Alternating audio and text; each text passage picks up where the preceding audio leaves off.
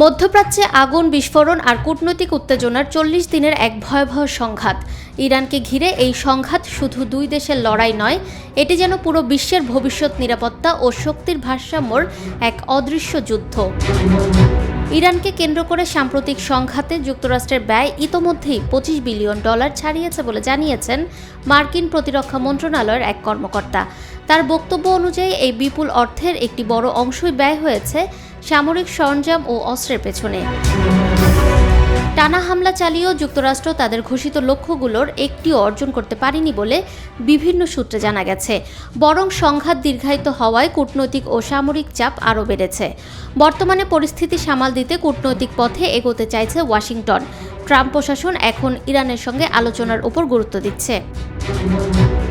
মধ্যপ্রাচ্যের এই উত্তেজনাপূর্ণ পরিস্থিতি এখন আন্তর্জাতিক অঙ্গনে গভীরভাবে পর্যবেক্ষণ করা হচ্ছে।